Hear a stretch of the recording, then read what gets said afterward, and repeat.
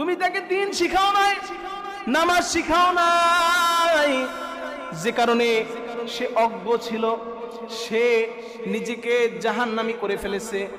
তার আমল নাই, তার জানা ছিল না, ইলম সম্পর্কে তার ধারণা ছিল না, যে কারণে সে জাহান্নামী হয়ে গেছে। নাউজুবিল্লাহ। বলতেছে এখন আর কিছুই করার নাই, দোয়া করতে থাকো আর নিজেকে জাহান্নাম থেকে বাঁচাও। নিজেকে এখন জাহান্নাম থেকে বাঁচাও, তোমার মেয়ে তো জাহান্নামী হয়ে গেছে, এখন তুমি তোমার নিজেকে তুমি নিজে বাঁচাও, জাহান্নাম থেকে বাঁচাও। মহিলা চলে গেছে পেরেশান অস্থির। কিছুদিন পরে আব্দুল কাদের জিলানী রহমাতুল্লাহি আলাইহি সে নিজে স্বপ্ন দেখতেছে যে সে নিজে জান্নাতের মধ্যে ঘুরতেছে। সুবহানাল্লাহ, আরো জোরে পড়েন সুবহানাল্লাহ।